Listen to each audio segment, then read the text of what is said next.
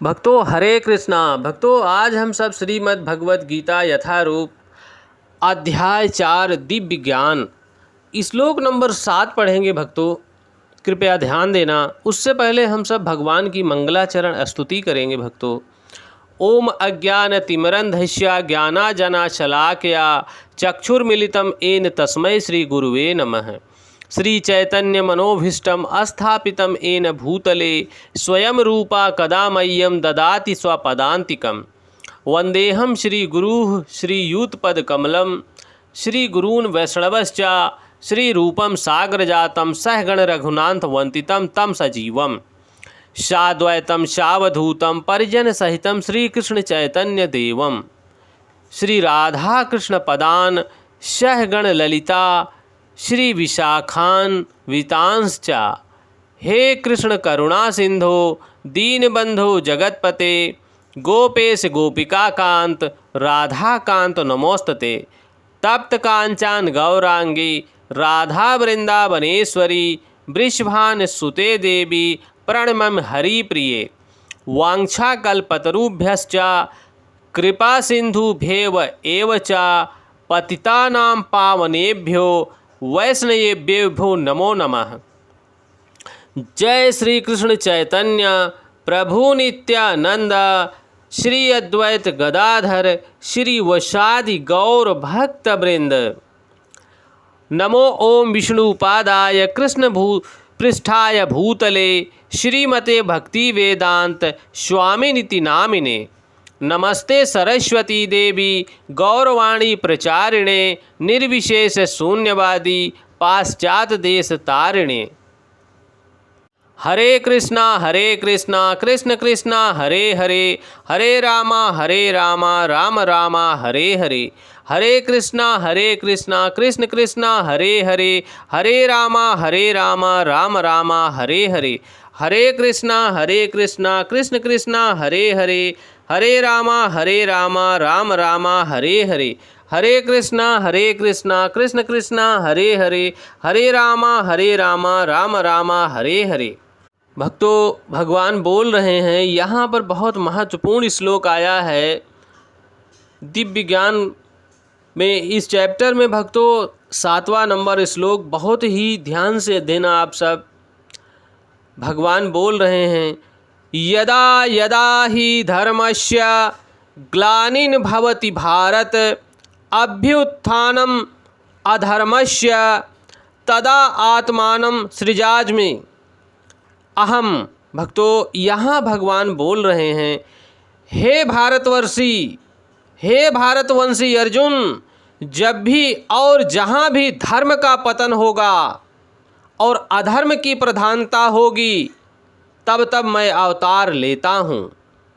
भक्तों यहाँ पर हम सबको ध्यान देना है कि भगवान स्पष्ट अपनी वाणी से बोल रहे हैं कि जब जब भी जहाँ पर भी धर्म का पतन होता है और अधर्म की प्रधानता होने लगती है तब तब मैं वहाँ अवतार लेता हूँ। यहाँ सृजामि शब्द बहुत महत्वपूर्ण है भक्तों। सृजामि यानी सृष्टि के अर्थ में नहीं युक्त हो सकता, क्योंकि पिछले श्लोक के अनुसार भगवान के स्वरूप या शरीर की सृष्टि नहीं होती, क्योंकि उनके सारे स्वरूप शाश्वत रूप में विद्यमान रहते हैं। यहाँ भगवान स्पष्ट कह रहे हैं कि मेरे स्वरूप शाश्वत इस सृष्टि में विद्यमान रहते हैं। अतः सृजामि का अर्थ है भगवान स्वयं यथा रूप में प्रकट होते हैं।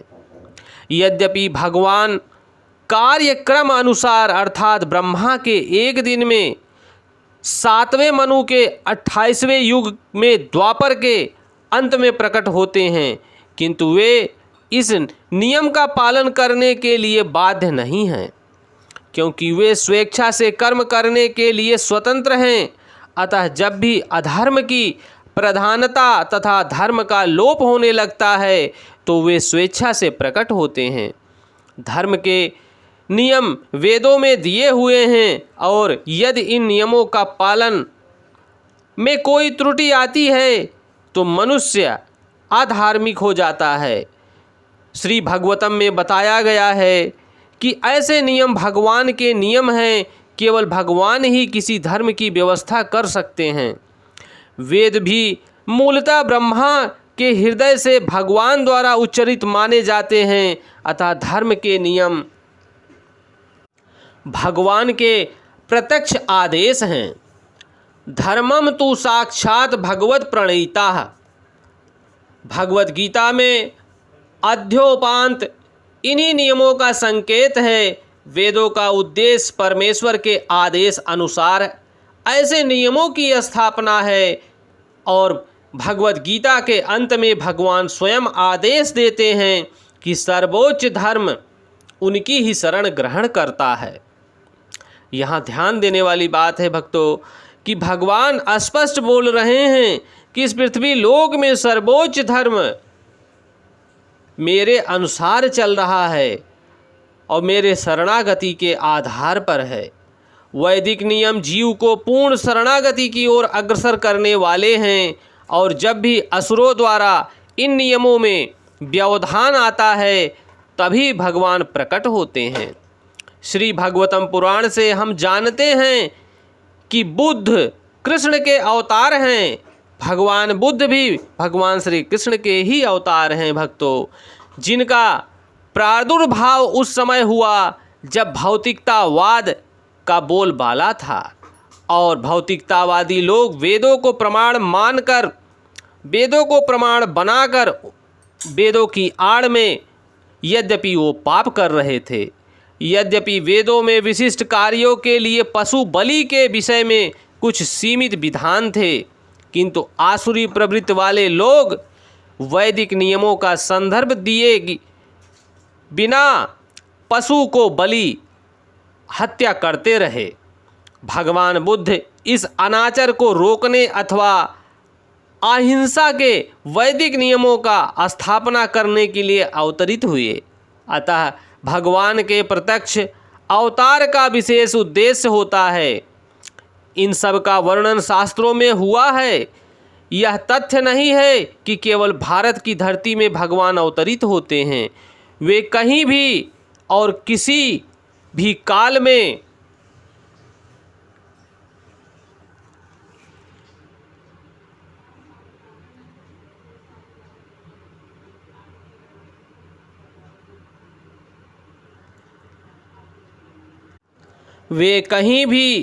किसी भी काल में इच्छा होने पर प्रकट हो सकते हैं।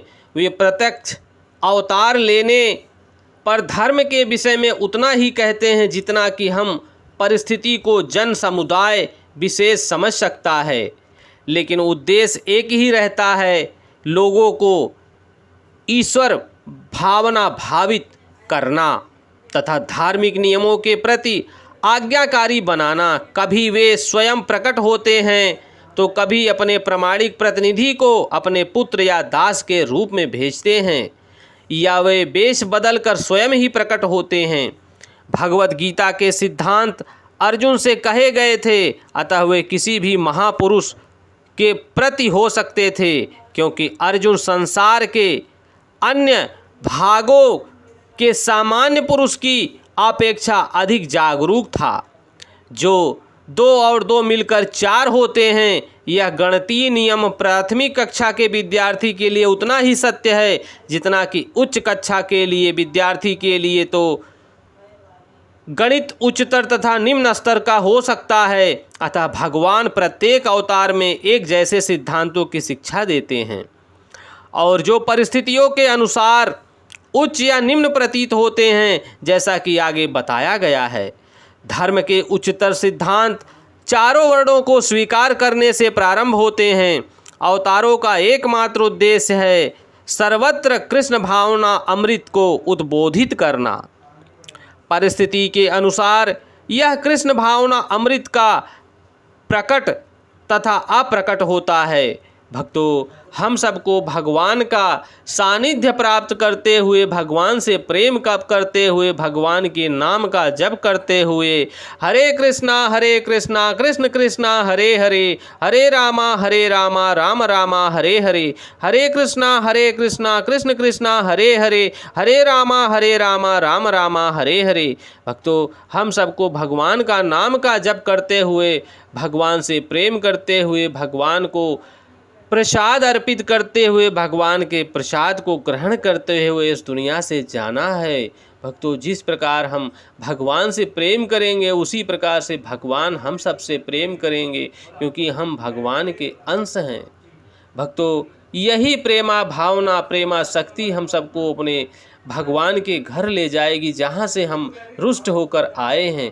भक्तों, ये भगवत वाणी और सब भक्तों तक पहुँचाने की कृपा करें और सब भक्तों का कल्याण हो सके, ताकि और भक्त सुनकर अपने आप को बदल सकें, भगवान के प्रति श्रद्धा जागृत कर सकें, भगवान से प्रेम कर सकें। भक्तों, इसी विचार के साथ ये श्लोक और भक्तों तक पहुंचाने की कृपा करें, शेयर करें, सब्सक्राइब करें, लाइक करें। जय श्री कृष्णा।